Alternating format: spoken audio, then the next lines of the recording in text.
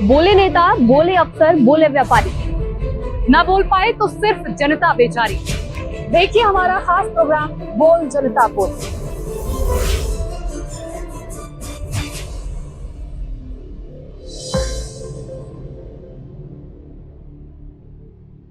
Express news Bharat में आपका स्वागत है। मैं हूं सरवर कमाल। आज हमारे साथ जो शख्सियत मौजूद हैं वो बहुमुखी प्रतिभा के धनी हैं। क्या ऐसा प्रतिभा है जो उनको ना नवाजा जाए? वो समाज सेवक भी हैं, वो राजनेता भी हैं, वो ब्यूरोक्रेट भी हैं, वो ना जाने क्या क्या है। जी हाँ, हम बात कर रहे हैं अश्वनी मुदगल साहब की, जो आज हमारे स्टूडियो में हमारे साथ मौजूद हैं और समाजवादी पार्टी के राष्ट्रीय सचिव हैं, साथ ही हरिद्वार से वो प्रभारी भी हैं। नमस्कार सर, एक्सप्रेस न्यूज भारत में आपका स्वागत है। नमस्कार। आप बहुमुखी प्रतिभा के धनी हैं। आप बहुत सारे पेशों से भी जुड़े हुए हैं, जिसके अंदर वकालत का भी एक पेशा है। सबसे पहले तो मैं जानना चाहूंगा कि पब्लिक लोग आपको किस तरह से जाने, किस तरह से समझें। बचपन से ही जो है मेरी जो तरबियत हुई है वो संत और महात्माओं में हुई है। उनकी एक ही नीति और शिक्षा थी समाज सेवा कि अपना अगर अगत सुधारना है, अगत का मतलब बनने के बाद का होता है, तो कम से कम समाज सेवा और जो है अपने मन की शांति के लिए भी एक ये रहा बचपन से ही। वही मेरा माहौल है, उसी तरह लोग मुझे समझते हैं, समाज सेवी। जी, आप कोश्यारी जी के भी काफी करीब रहे, उनके साथ भी आपकी काफी अच्छा ताल्लुक था, काफी अच्छा समय भी बीता। इस पे क्या कहना चाहेंगे आप? भाई कोश्यारी जी जो है बेसिकली एक पर्सनालिटी है। देखिए राजनीति में बहुत लोग आते हैं, बहुत जाते हैं, ऐसे भी लोग हैं जिनके नाम भी याद नहीं है। लेकिन कोश्यारी जी जैसा आदमी, ऐसा व्यक्तित्व कि जो उत्तराखंड में एमएलसी रहे, एमएलए रहे, मंत्री रहे, मुख्यमंत्री रहे, लोकसभा रहे, राज्यसभा रहे और आखिर में गवर्नर रहे। उसके बाद आप देखें आज भी उनके पास घर का मकान ही नहीं है, किराए पर रहते हैं। सादगी इतनी कि पूछिएगा नहीं। तो ऐसे लोगों से ही सीखने को कुछ मिला, तो जरूर तो फिर हम कहीं ना कहीं अपने आप को इस मायने समझते हैं कि हम कहीं कुछ कह सकते। कुछ राजनीति की तरफ मुड़ते हैं, उससे जुड़े हुए सवाल करते हैं, क्योंकि राजनीति में आपके पास एक बड़ा पद आपकी पार्टी ने आपको दिया हुआ है और आप राष्ट्रीय सचिव हैं उत्तराखंड से समाजवादी पार्टी के। तो ये जो आपकी भूमिका है, काफी बड़ी जिम्मेदारी है आपके ऊपर और चुनाव भी नजदीक है, लोकसभा चुनाव। तो क्या क्या तैयारियां हैं आपकी लोकसभा चुनाव के मद्देनजर? देखिए अखिलेश भाई का मेरे ऊपर विश्वास है। इसी विश्वास के चलते हुए उन्होंने मुझे हरिद्वार लोकसभा का प्रभारी बनाया, इसलिए कि मैं ऐसे चुनाव लड़ूं। कोशिश करें, पहले भी समाजवादी की सीट रही है हरिद्वार में, अब भी। तो वो समझते हैं कि शायद इस सीट को निकालने में मैं कामयाब हो जाऊं। करना ना करना तो ईश्वर की बात है, लेकिन वो ऐसा समझते हैं कि पंडित जी अपनी योग्यता के आधार पर, अपनी प्रतिभा के आधार पर शायद सीट निकाल लें। तो ये जिम्मेदारी उन्होंने मुझे कुछ सोच समझ के दी होगी, सोची होगी, ये तो वही ज्यादा बेहतर समझ सकते हैं। लेकिन मैं उनकी जिम्मेदारी दी गई जो भी चीजें हैं उन पर खरा उतरने की कोशिश करूंगा। एजेंडा क्या है पार्टी का लोकसभा चुनाव के मद्देनजर? किन किन एजेंडों पर आप काम कर रहे हैं? भाई एजेंडे तो हमारे बहुत सारे हैं, जो राजनीतिक एजेंडे होते हैं हमारे भी वही एजेंडे हैं। अक्सर थोड़ा बहुत ही फर्क, लेकिन हाँ कुछ चीजें हैं, जैसे जो पेंशनर्स का मामला है, ओल्ड पेंशन का मामला। अभी क्या किया सरकार ने, जब भाजपा आई थी उन्होंने जो आदमी नौकरी के बाद रिटायर होगा उसकी पेंशन समाप्त कर दी। अरे भाई, जिस आदमी ने जीवन भर देश को अपनी पूरी जवानी दे दी, पूरा अपना सब कुछ दे दिया, और 60 साल में जब वो रिटायर हुआ तो उसके बाद उसके पास पेंशन ही नहीं, कल को वो अपना भविष्य सुरक्षित नहीं कर सकता, उसके बावजूद उसके बरक्स आपने एमएलए, एमपी, इन सबकी पेंशन बाकायदा बहाल कर रखी। अगर पेंशन ही कैंसिल करनी है तो एमएलए, एमपी की मिनिस्टर भी कीजिएगा जिन्हें जरूरत नहीं है। तो एक कलेक्टर जो जिंदगी भर ईमानदार से जिया हो, आखिर में बुढ़ापे में वो कहां जाएगा? इसका मतलब तो आप क्राइम को और घूसखोरी और भ्रष्टाचार के लिए खुद ही लोगों को मजबूर कर रहे हैं कि लोग सोचे कि भाई हम रिटायरमेंट के बाद क्या करेंगे। अफसोस की बात है। तो एक तो हमारा मुद्दा ये है। दूसरे, उत्तराखंड का डेवलपमेंट हो, विकास हो। विकास के लिए पहाड़ से जो हमारा पलायन हो रहा है, उस पलायन को रोकने के लिए कोई सटीक और एक नीति हो ना इस तरह की। जैसे मैं समझता हूं कि अगर कभी हम लोग सरकार में आए तो वाकई हम लोग इसे पर्यावरण ही एक यहाँ में व्यवसाय हो पाएगा, तो इसके लिए फिल्म इंडस्ट्री है, उसे लाया जाए। अगर फिल्म इंडस्ट्री की तरफ रुझान बढ़ेगा बनेगा तो उसमें क्या होगा, बम्बई की तरह डेवलपमेंट होगा, होटल व्यवसाय बढ़ेगा, कारोबार व्यवसाय बढ़ेगा, मजदूरों को मजदूरी मिलेगी, आर्टिस्ट को का रोजगार मिलेगा, किसी किराएदारों को किराए का मिलेगा, सब्जी का बढ़ेगा, और बिजली वालों को मैकेनिकल को मिलेगा, हर तरीके का रोजगार लोगों को मिलेगा, रोजगार बढ़ेंगे प्रदेश में। अब यहाँ खेती उत्तर प्रदेश की तरह है, पंजाब की तरह उस तरह की तो है नहीं, पहाड़ों का स्टेट है भाई, पर्वतीय स्टेट है, तो उसमें आप ये उम्मीद करें कि भाई हम यहाँ गन्ना उतना ज्यादा पंजाब और हरियाणा और उत्तर प्रदेश की तरफ बोलेंगे, वो तो संभव नहीं ना। तो यहाँ क्या संभव हो सकता है, उसी पे हम चर्चा करें। किस तरह की है ये योजना हमारी है। आप बीजेपी के पास्ट में बीजेपी के और आरएसएस के भी काफी करीबी रहे हैं, उनकी राजनीति और जो उनकी एक सोच है उसको भी अच्छी तरह समझते हैं, परखते हैं। मौलाना मदनी साहब और भागवत साहब के जो एक करीबी लाने के लिए आपकी जो जिम्मेदारी सौंपी गई थी वो एक बहुत बड़ा मैटर था और आपने इसको बखूबी निभाया भी था। लेकिन उसके बाद आपको कोई खास तवज्जो भागवत साहब की तरफ से नहीं दी गई। ये राम मंदिर का मसला था, उस पर बातचीत करने के लिए बुलाया गया था और आपको बहुत अच्छी तरह याद होगा क्योंकि मुख्य भूमिका आप ही की थी। क्या वजह रही कि आपको उसके बाद ज्यादा याद नहीं किया गया? देखिए, आवश्यकता आविष्कार की जननी है, ये बात तो सभी जानते हैं। उस वक्त जो है आरएसएस के सीनियरों को, चाहे उसमें इंद्रेश जी हों, चाहे उसमें रामलाल जी हों और चाहे सुनील पांडे जी हों, इन लोगों को लगता था कि शायद मैं उनके काम आ सकता था। और वो जानते थे कि मदनी साहब, मौलाना अरशद मदनी, जो जमीयत उलमा हिंद के राष्ट्रीय अध्यक्ष के साथ साथ जो राबता आलम इस्लामी है जिसमें 56 या 60 देश है, उसका भी प्रतिनिधित्व भारत से वही करते हैं।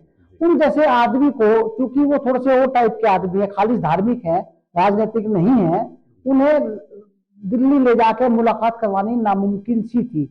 और वो लोग जानते थे कि मदनी साहब चूंकि मुझसे बहुत प्यार करते हैं अपनी औलाद की तरह, तो कि भाई किसी तरह ये पंडित उन्हें ला सकता है, तो उन्होंने मुझे इस्तेमाल कर लिया। इस्तेमाल करके जो अपनी शर्तें थी वो सब बातें बैठ के वहां तय हुई। अगरचे ऐसा नहीं कि उसमें खाली आरएसएस को या हिंदू समाज को फायदा हुआ हो, दोनों समाज को भाई मॉब लिंचिंग का एक मसला था, मदनी साहब ने वो शिकायत रखी थी, तो मॉब लिंचिंग में जैसे भागवत जी का बयान आया कि जो मॉब लिंचिंग करता पकड़ा जाएगा वो हम में से है ही, उसके बाद से मॉब लिंचिंग बंद हो गई। फिर कहां चली गई मॉब लिंचिंग? वो पहले ही क्यों थी मॉब लिंचिंग, अब क्यों नहीं है? तो ये भी एक मसला था। उधर मदनी साहब का भी था कि भाई जो सुप्रीम कोर्ट आदेश करेगा उसे हम मानेंगे। उसके बाद पूरे भारत में मंदिर का एक हाथी रूपी एक सिस्टम निकल गया और कोई चुमकारा नहीं निकला, तो वो एक माहौल बनाया गया था अपने तरीके से, उसमें एक योगदान था। पर अगर मुझे उन लोगों ने को इस्तेमाल करना तो वो कर लिया, अब उसके बाद उन्हें मेरी जरूरत नहीं है, कभी आइंदा जरूरत होगी फिर कर लेंगे इस्तेमाल, फिर याद कर लेंगे। राजनीति की अभी सवाल चल पड़े हैं, राजनीति पर ही चर्चा हो रही है, थोड़ा सा उसको एक और सवाल लेंगे क्योंकि बहुत जरूरी है। समाजवादी पार्टी का उत्तराखंड में अगर इतिहास देखें तो आपको बहुत अच्छे तरीके से मालूम है कि जब उत्तराखंड बन रहा था तो उसका विरोध करवाया था समाजवादी पार्टी ने, और गोली कांड भी याद है, रामपुर तिराहा कांड है। तो उसके बाद से खोई हुई जो पहचान है उस पर एक दाग लगा हुआ है समाजवादी पार्टी पर, वो कैसे आखिर आप अपनी जिम्मेदारी से वो खोई हुई जो पहचान है वापस ला पाएंगे और ये दाग मिटा पाएंगे? सच्ची बात तो ये है कि हुए तुम दोस्त जिसके, दुश्मन उसका आसमां क्यों हो।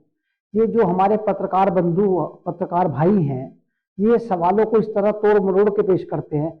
सच्ची बात तो ये है कि उत्तराखंड बनाने में जो योगदान है वो योगदान ही समाजवादी पार्टी का है। अगर माननीय मुलायम सिंह जी ये प्रस्ताव सदन में पास ना करते तो समाजवादी ना करती, तो फिर कैसे बनता है उत्तराखंड? उत्तराखंड को बनाने में जो मेन भूमिका, मेन जो वो है वो सिर्फ समाजवादी की है। दूसरी बात, सबसे ज्यादा शहीद देश में सीमा पर उत्तराखंड के होते हैं। पहले उनकी बॉडी तक नहीं आती थी, वर्दी आ जाती थी खाली। शहीदों की बॉडी को घर तक पहुंचाना जिम्मेदारी के साथ, उनके साथ आना, वो सब किसने किया? जब माननीय मुलायम सिंह जी रक्षा मंत्री थे उन्होंने इतना बड़ा काम किया कि कोई कर नहीं सकता। अब इतने बड़े काम करने के बावजूद लोगों ने एक इल्जाम लगा दिया कि गोली कांड, अरे वो तो मिसअंडरस्टैंडिंग थी लोगों में, एक पता नहीं किस तरह क्या हुआ कैसे हुआ। मुलायम सिंह जी जैसा जिम्मेदार आदमी जिसने प्रदेश बनवाया, जिनकी ख्वाहिश थी कि पहाड़ का एक अलग वो बने, पर्वतीय वो बने, वो ऐसा क्यों चाहेंगे? तो लोग बाग और साथ में पत्रकारिता के जो हमारे साथी लोग हैं वो उस बात को ऐसे ही पेश करते हैं कि जैसे समाजवादी का ही मामला रहा हो। तो ये गलत, हम लोग उसी गलतफहमी को दूर करने के लिए आजकल कोशिश कर रहे हैं, और उसमें लगे हुए हैं हम लोग। अब जैसे मान लिया डिम्पल यादव है, कौन है? माननीय अखिलेश जी की पत्नी। वो कहाँ की है? वो उत्तराखंड से है। मुलायम सिंह जी की जो दूसरी बहू है, छोटे बेटे की पत्नी, वो कौन है? वो कहाँ से है? वो उत्तराखंड से है। तो ये सब अगर ऐसा कुछ होता तो रिश्तेदारी उत्तराखंड में क्यों होती? तो ये सब कुछ नहीं है, ये तो वक्त के साथ होता है। उस वक्त एक माहौल था, और खासतौर पर बीजेपी को जरूरत थी, बीजेपी को इस तरह का करना था, जरूरी था, उनने किया, उसका उसे फायदा हुआ। बाकी अब हम उन सब चीजों को दूर कर रहे हैं। और जरूरी सवाल बनता है, उत्तराखंड जैसे शांत प्रदेश में, जैसे कि अभी पूरे देश में जिस तरह की राजनीति हो रही है, और उस पे मुस्लिमों को एक दांव पर लगाकर राजनीति की जा रही है, और इसमें काफी कामयाबी भी हासिल हो रही है राजनीतिक दलों को अपने अपने तरीके से। उत्तराखंड इससे अछूता था, दूर था, शांत प्रदेश था, लेकिन पुरोला जैसी घटनाओं ने बता दिया कि मुस्लिमों को ध्यान में और केंद्रित रखते हुए, एक वैम्पायर साबित करते हुए, इस तरह से राजनीति करके भी यहाँ भी सक्सेस पाई जा सकती है। इस पर आपके क्या विचार? दरअसल एक सियासी रावण की हमेशा पोजीशन को जरूरत रही है।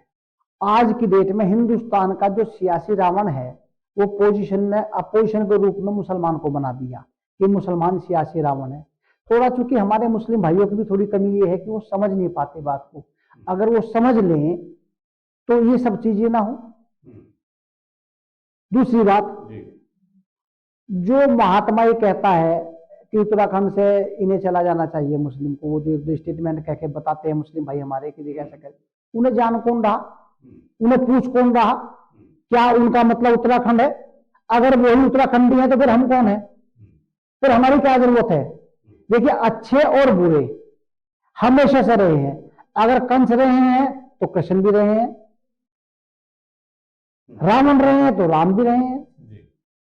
तो ये तो हमेशा से समाज का एक मामला रहा है, लेकिन इसके कहने का कोई फर्क नहीं पड़ता। जो हमारी गंगा जमनी तहजीब है, अब देखिए उत्तराखंड में प्राण कलियर है, प्राण कलियर में जितना मुसलमान जाता है उससे ज्यादा हिंदू जाता है। लोगों की श्रद्धाएं हैं, लोगों का विश्वास है, लोगों का प्यार है। और आप देखिए, कभी केदारनाथ या बद्रीनाथ आपको जाने का मौका हो, वहां जो लोग काम करते मिलेंगे, जो सवारी को ढोते हैं, सेवा करते हैं, वो मुसलमान भाई भी हमारे हैं। और आप देखिएगा कि जो कश्मीर में जो वैष्णो देवी है, उनके पुजारियों में जो मुजाबिर हैं, वो मुजाबिर मुस्लिम फैमिली है। तो ये कुछ नहीं है, तो हिंदुस्तानी कल्चर। एक और मैं खास बात आपको बताऊं, पता नहीं मेरे माध्यम से जितने लोगों को पहुंच सके, कि देहरादून जो है वो गिफ्ट में दिया हुआ औरंगजेब वलीउल्लाह का है। औरंगजेब वलीउल्लाह जो बादशाह थे, उन्होंने ये गुरु रामदास जी जो थे, जिनमें बाद में महंत इंदेश हॉस्पिटल और गुरु राम राय एक पूरा सिलसिला चल रहा है, तो ये उनका ही तो गिफ्ट किया हुआ वो था देहरादून। बाकायदा देहरादून की एक हिस्ट्री है, देहरादून का एक इतिहास है, और बहुत सारे मंदिर और बहुत सारे ट्रस्टों को औरंगजेब जी ने जो है वो दान किया। तो अगर ऐसा मामला होता तो फिर वो दान क्यों करते? अब मुफ्ती महमूद साहब जो दारुल उलूम है, उनके भी बैठ रहे हैं, काफी करीब रहे हैं, अच्छे विचारक भी हैं। आप, एक सवाल बनता है यहाँ पर, अब भारत में प्रतीकात्मक राजनीति हो रही है, चाहे आप उसमें भगवा जोड़ लें, चाहे ग्रीन जोड़ लें, या फिर मुस्लिम नाम जोड़ लें, दाढ़ी टोपी जोड़ लें, कुछ प्रतीकात्मकता की राजनीति अब हो रही है, जो कि राजनीति की असल परिभाषा और काम से कोसों दूर है और मैनिपुलेट है। और इससे ही जो युवा वर्ग है वो सीख ले रहा है, वो राजनीति को लब्बोलवाब जो समझ रहा है, वो प्रतीकात्मकता समझ रहा है। हमारा देश कहाँ जा रहा है, और कौन है इसके पीछे आखिर, जो प्रतीकात्मकता की राजनीति को ही सर्वोपरि रख रहा है और राजनीति की जो परिभाषा है वहीं तक ही महदूद रख रहा है? देखिए, मैं इसके लिए जो हमारी इकाई है, यूनिट है, जिसे हम अपना घर कहते हैं, उस घर को जिम्मेदार समझता हूं। अगर हर भारतीय अपनी जिम्मेदारी समझते हुए अपने बच्चों को ये समझा के चले कि भाई हम सब एक हैं। दूसरी बात, अगर फैक्ट्री बनी एक ही है तो मजदूर उसमें मुस्लिम है। आप जाइएगा, पुताई, कढ़ाई, बढ़ई का काम, लोहारा काम, सारे के सारे आपस में मुस्लिम और हिंदू का एक गहवारा है। वहां कहाँ चला जाता है हिंदू मुस्लिम, वहां टोपी और तिलक क्यों नहीं होता? ये तो एक सियासी मफाद है। देखिए, भाजपा की जीवन भर 2 सीटें रही शुरुआत में, इन 2 सीटों से आज 300 350 सीटें आ गई हैं। तो ये इसी की देन तो है, टोपी और उसकी क्या नाम, तिलक की। अगर टोपी और तिलक ना होता तो 70 साल कांग्रेस रही, इसी तरह में रहता देश। आज जो देश टूटने की कगार पे है और जो देश को सांप्रदायिकता का जहर पिला पिला के 1947 जैसी बंटवारे जैसी पोजीशन पैदा कर दी कि जैसे बंटवारे के टाइम में हिंदू मुस्लिम था आपस में, ऐसा आज होता जा रहा। क्या वजह है? कहाँ सोच चली गई भाई? अगर जहाज डूबता है और जहाज में हिंदू मुस्लिम दोनों बैठे हैं तो नुकसान तो दोनों का होगा, किसी एक का थोड़ी हो जाएगा। मुद्दल साहब, आपसे आखिरी सवाल लेता हूँ, क्योंकि उत्तराखंड की राजनीति से अब आप एक्टिव रूप से जुड़े हुए हैं और बहुत ही मुख्य प्रश्न ये बनता है, यूसीसी और मजार की भाजपा की जो राजनीति है फिलहाल, उस पर क्या कहना चाहेंगे? देखिए, जहां तक ये बात है, ये तो औरंगजेब वलीउल्लाह के जमाने में भी हुआ है कि वो मजार के पास गए और जाकर उन्होंने मजारों को सलाम करा। अगर जवाब नहीं आया तो उन्होंने कहा इस मजार को जो है नेस्तनाबूद कर दो, क्योंकि उनका मानना ये था, कुरान में भी है कि जो मुर्दे हैं वो तो खुद दुआ के मोहताज हैं। और ये शिर्क लतीफ है, मजारों को पूजना जो है ये शिर्क लतीफ है, शिर्क है। जब हमारे यहाँ शास्त्र ये कहता है एकम ब्रह्म द्वितीय नास्ति, ना नास्ति किंचन, ब्रह्म एक है, इसके अलावा कोई अस्तित्व नहीं है, नहीं है, नहीं है, नहीं है, इंस्मात नहीं है। और कुरान भी कहता है ला इलाहा इल्लल्लाह, अल्लाह एक है, इसके सिवा कोई पूजनीय नहीं है। और बाइबल भी कहती है God is one without second, कि ईश्वर बिना किसी दूसरे के एक है। तो फिर ये मजार को पूजना, ये सब करना, ये ड्रामे टोट के ये क्यों है? अलबत्ता इतनी बात जरूर है, तो पुराने कदीमी मजार है उनका तो हरा और वो रजिस्टर्ड है, तो उनका तो एहतराम सरकार भी करती है। भाई अजमेर शरीफ आप चले जाइएगा, आप सरहन चले जाइएगा, आप पुरान कलेर चले जाइएगा। और यूसीसी पे आपके क्या विचार है? UCC, uniform civil code. भाई यूनिफॉर्म सिविल कोड जो है, मैं इसकी जरूरत नहीं समझता। हालांकि कोड एक इसलिए जरूरी भी है, मान लिया पुलिस ही है, पुलिस को आपको भाई आप पुलिस वाले हैं लेकिन वर्दी नहीं पहनने के, तो वो बड़ी अजीब सी बात है ना। पुलिस की अहमियत वर्दी में ही तो है, मिलिट्री की अहमियत वर्दी से ही तो है। इसी तरह जो कॉलेज हैं, स्कूल हैं, वहां यूनिफॉर्म की अहमियत होनी जरूरी है। अगरचे उसके मायने होने के कोई जो व्यापारी भी वो ड्रेस पहन के बात कर रहा है। माफ कीजिएगा, ये यूनिफॉर्म सिविल जो कोड है, आदर्श नागरिक संहिता, जो सभी चीजें एक जैसी हो जाएंगी हर नागरिक के लिए, और जो रीति रिवाज है उनके वो सेम हो जाएंगे। जैसे कि मुस्लिम्स की अगर बात करें तो शरिया कानून कुछ मामलों में चलता है, शादी में चलता है, और भी जगह उन पे शरिया कानून लागू होता है, तो वो लागू नहीं होगा, सबके लिए समान तरीका हो जाएगा। जो कि इसकी जो मुस्लिम समाज है काफी कुछ हद तक विरोध भी कर रहा है, क्योंकि उनको जो धर्म में है बताया गया है कि कुछ चीजें धार्मिक रीति रिवाज से ही और वो लागू होती हैं, उन्हीं का पालन करना है। लेकिन जो आदर्श नागरिक संहिता कानून कहता है वो ये कहता है कि नहीं, सबके लिए एक जैसे रीति रिवाज से काम करना होगा। नहीं, एक जैसे रीति रिवाज के तो समाजवादी पार्टी हमेशा विरोध में रही है और हम विरोध करते हैं उसका, क्योंकि वजह यह है कि जब ईश्वर ने ये 5 उंगली एक साथ नहीं की, अगर मामला ऐसा ही होता तो ईश्वर सबको एक ही धर्म में पैदा कर देता, एक ही जगह पैदा करता। उसने किसी को यहूदी बनाया, किसी को पारसी बनाया, किसी को हिंदू बनाया, किसी को मुस्लिम बनाया, किसी को सिख बनाया, किसी को जैनी बनाया। और आप जो दूसरे की बात करें, आप अपने आप में अपने संगठन, अपने हिंदू जो हमारा जो सनातनी सिलसिला है उसमें देख लें ना, जो जैनी है, जैनी भी तो हिंदू था, सरदार भी तो हिंदू था, बौद्ध भी तो हिंदू थे। भाई महात्मा बुद्ध कौन थे? राजा थे, ठाकुर थे, और उसके अलावा जो जैनी थे वो भी। तो ये सब चीजें हम जब हम ही आपस में एक लिए, तो दूसरी बात है तो एक मसला है, एक सिस्टम है। आज आप हमारे से एक्सप्रेस न्यूज भारत से रूबरू हो रहे हैं, तो फाइनली आप क्या कहना चाहेंगे, जो कि समाज के लिए भी एक संदेश हो और आपकी पार्टी के जरिए भी एक संदेश हो और पूरे उत्तराखंड के साथ पूरे भारत के लिए एक संदेश हो, क्या कहना चाहेंगे कंक्लूजन में? मेरा मानना यह है कि इंसानियत सर्वोपरि है, इंसान पहले है और इंसानियत पहले है, वो सब चीजें बाद में है। राजनीति इंसान के लिए है, इंसान राजनीति के लिए नहीं है। हमें राजनीति का इस्तेमाल इंसानियत के लिए करना चाहिए, इंसानियत का इस्तेमाल हम राजनीति के लिए ना करें, और इस पर विचार करें, हर आदमी देखे, और जहां तक लोगों की आस्थाएं हैं उन्हें कभी कोई हर्ट ना करे। सबकी अपनी अपनी आस्थाएं हैं, सब अपनी आस्था के साथ जिए और चुनाव में ये बात जरूर देखें कि हमारे प्रदेश का हित किस चीज में है, क्योंकि मैं समझता हूं कि अब किसी तीसरे फ्रंट की निहायत जरूरत है, क्योंकि लोग बाग भाजपा और कांग्रेस दोनों से ही आगे आ चुके हैं। तो तीसरे फ्रंट में चाहे वो समाजवादी हो, चाहे वो यूकेडी हो, चाहे वो आप पार्टी हो, चाहे वो बहुजन समाज पार्टी हो, वो किस तरह क्या हिसाब बनता है, जिसके लिए हम लोग इंडिया के तरीके से कोशिश भी कर रहे हैं और वो चल रहा है, उसमें विचार करें, देखें। एक्सप्रेस न्यूज भारत से बात करने के लिए आपका बहुत बहुत शुक्रिया, धन्यवाद। इस तरह की शख्सियत से बात करने का सिलसिला एक्सप्रेस न्यूज लगातार जारी रखेगा। देखते रहिए एक्सप्रेस न्यूज भारत।